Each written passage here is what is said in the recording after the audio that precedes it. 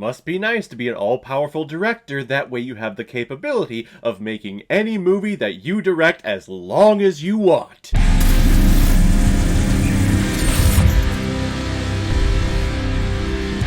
Killers of the Flower Moon, released a couple of weekends ago in 2023, and is directed by the mortal enemy of all MCU fans, Martin Scorsese, who has also directed such films like Taxi Driver, The King of Comedy, The Last Temptation of Christ, Casino, Goodfellas, The Irishman, and The Departed. And this 3.5-hour trudge of a film is starring Leonardo DiCaprio, Robert De Niro, and Lily Gladstone. Killers of the Flower Moon follows the Osage people and their wealth of riches because they own the land on top of huge oil gushers. However, this is America, and we all know how this story turns out. A bunch of white guys come into town wanting their riches, and they marry into the Osage family and slowly commit several murders over several years so that they inherit all of the wealth. Now, before this film started, there was a nice little message from director Martin Scorsese talking about how this was a passion project of his. He heard this story long ago and has always wanted to make this movie, but now the stars have fully aligned. He was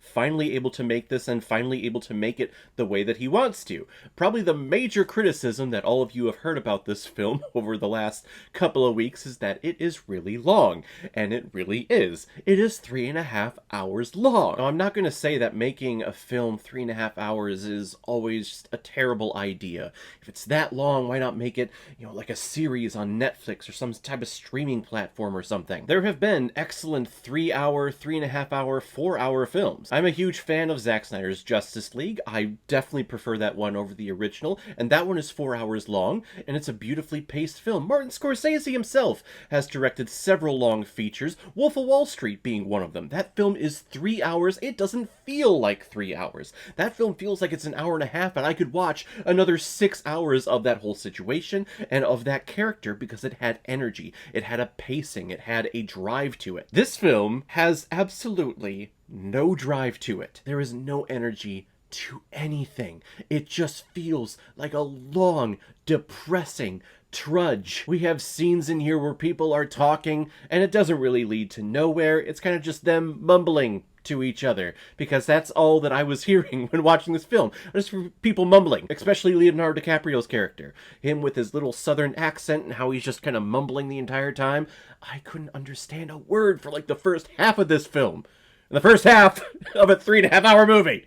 Now I am going to say that this is from my own personal viewing experience. I haven't heard anyone else talk about this, but in my theater, the audio system for the speaking dialogue was very low.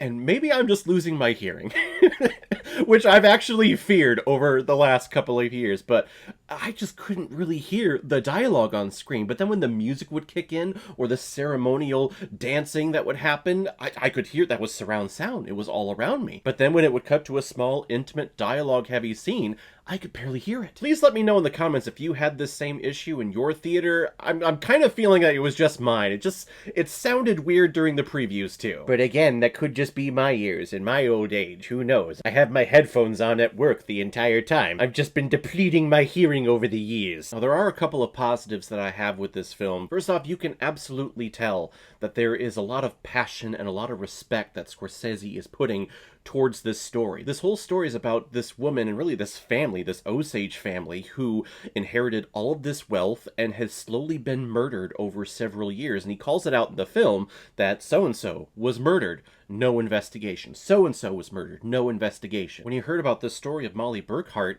and how she just passed away, all this stuff happened to her, but her obituary only read that she just passed away. It never mentioned any of the murders. You can tell there is a respect and a drive to tell this woman's story that has never been told before in a major public setting. So I absolutely love the respect that is given to the source material and to this woman's story. And I think Lily Gladstone is the other bright shining star of this film. I think her performance is magnificent. She is definitely going to be nominated for Best Leading Actress, and I wouldn't be shocked if she won it here. It's all of her subtlety. It's all of her facial reactions. She doesn't have a lot of dialogue, but there are moments where she's sitting there quiet, just listening, just observing, just looking at Leonardo DiCaprio, just looking at Robert De Niro, looking at other characters, and she's contemplating, and she's thinking. You can see that all on her face. And Robert De Niro's character, King Hale, he calls it out at the very beginning of this film. Just because they're not talking doesn't mean that they're not listening. Which those conversation leads us to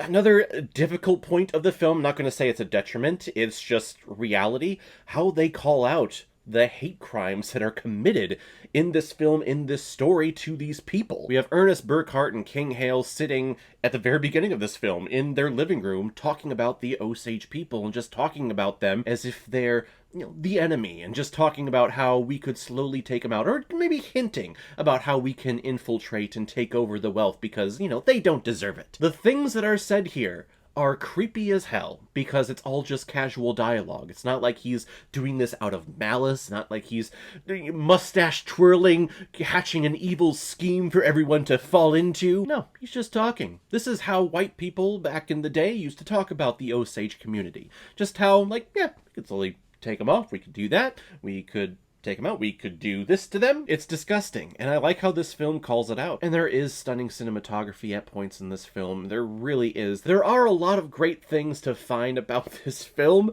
if you indulge yourself and force yourself through the 3.5 hour trudge that this film is. This film was 3.5 hours. It felt like it was 10, and I was through with it around the 2 hour mark. I would look around my theater just to see who else was paying attention, and I'm not kidding you, half of the audience was asleep, or half the audience had their head in their spouse's or their friend's shoulder. Because again, there is no drive, there is no energy behind this thing. The pacing here is some of the worst pacing I have ever felt and I have ever seen in a movie. Plus, it doesn't help that we really don't have a solid protagonist and a solid hero that we can get behind in this film. Molly is really the hero of the story, but it's hard to get behind her because she's so incapacitated the entire time with all the shit that Ernest Burkhart is doing, Leo DiCaprio's character. And his face is the big face on the posters, so going into this, I'm like, oh, he's probably going to be the hero or the main character that I can get behind? Nuh-uh. I ain't getting behind that motherfucker. He does some pretty despicable shit because he's a pushover and he's not intelligent enough to know not to do those things. In the end, it really felt like Martin Scorsese was really trying to make Goodfellas, but in the early 1900s. Just this long, drawn-out story with mob hits and people doing schemish things. Bunch of scenes that I'm sure are improvised, like he would give them a little prompt or a little direction, and then they would just go off with it. But adding all that up into this film that was just 3.5 hours long. Oh, just boring shit. It was just boring. And using that word boring is never a good thing. There are a whole lot of people out there who love this movie because, you know, it's art. It's an arturist thing. I'm sorry, just me going for films, I go for the entertainment value. I go for the education value. And having it be just this slow burn of 3.5 hours that really nothing happens in the end, it left me very unsatisfied. Which I get is the freaking point behind this whole story and Molly's story that Martin Scorsese is trying to tell here. But god damn it, as a movie that I'm paying my hard-earned money for, this film was boring and I was not happy. I'm gonna give Killers of the Flower Moon 2.5 out of 5 Blu-rays. I found that if you have a goal, that you might not reach it. But if you don't have one, you are never disappointed. And I gotta tell you, it feels phenomenal. So guys, if you've seen Killers of the Flower Moon, what did you think about it? Or if you've never seen it before and you stumbled across it because of this video, then comment below and let me know what you thought about it. And as always, if you like what you see here, if you like my take on movies, then hit the subscribe button and make sure you hit that bell. See you the next time I'm releasing next movie review. So guys, I will see you next time on the channel, but in the meantime, be well, be good to each other, and go watch a movie. Take care, guys.